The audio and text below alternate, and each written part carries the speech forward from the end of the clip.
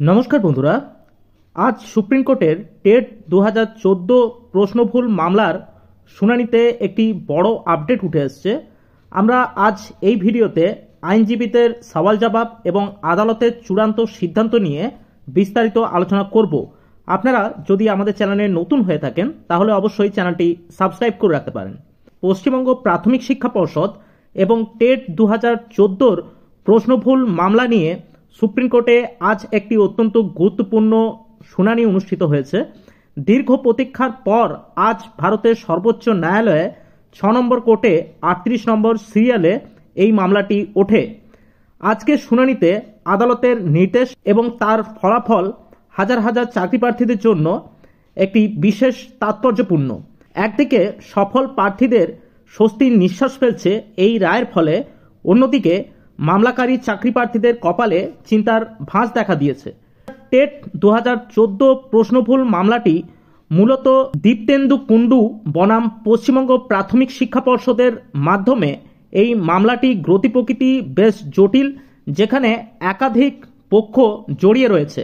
দীপ্তেন্দু কুণ্ডু, যিনি প্রাথমিকভাবে সকল পরীক্ষার্থীকে 6 নম্বর দেওয়ার বিক্ষোভে মামলা করেছিলেন, পশ্চিমবঙ্গ প্রাথমিক শিক্ষা পর্ষদ এবং প্রতিভা মণ্ডল, যিনি একজন সফল এবং চাকরিরত প্রার্থী। পর্ষদ এই মামলাতে কখনো পিটিশনার আবার কখনো রেসপন্ডেন্ট হিসেবে ভূমিকা পালন করেছে। তাদের মূল লক্ষ্য হলো সবাইকে ঢালাও নম্বর না দেওয়া এবং প্রতিভা মণ্ডলের সঙ্গে নিয়ে আইনি লড়াই চালিয়ে যাওয়া।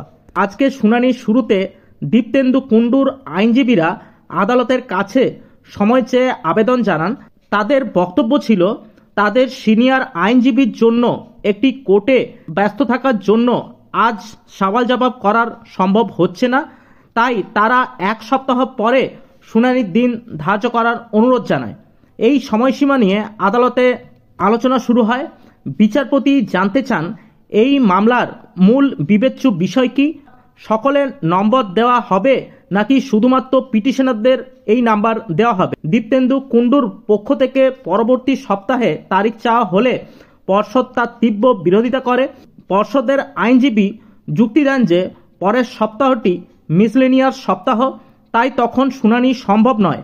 পর্ষদ দাবি জানায়, ডিসেম্বরের শীতকালীন ছুটির পর অর্থাৎ জানুয়ারিতে আদালত খোলার পর যেন এই মামলার তারিখ দেওয়া হয়।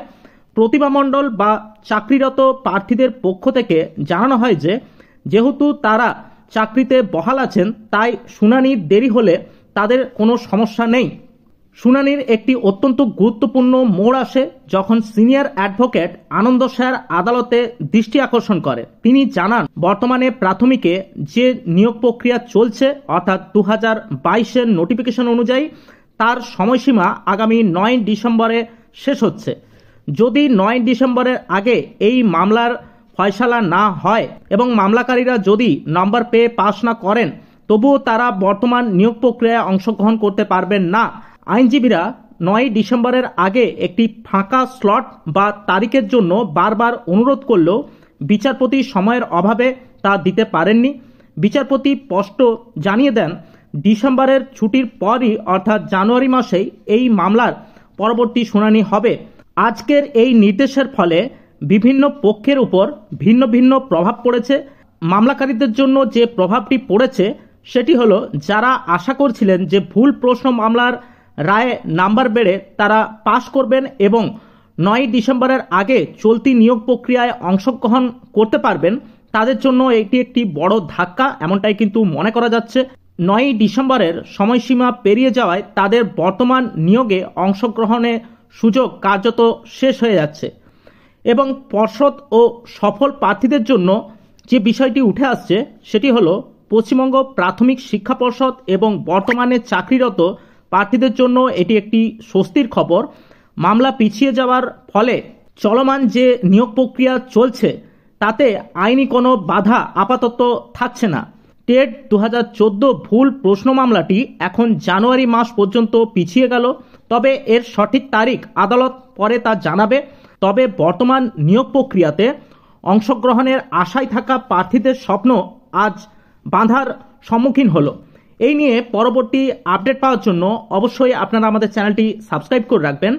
দেখা হচ্ছে পরের ভিডিওতে। আজ এই পর্যন্তই। ভালো থাকবেন। ধন্যবাদ।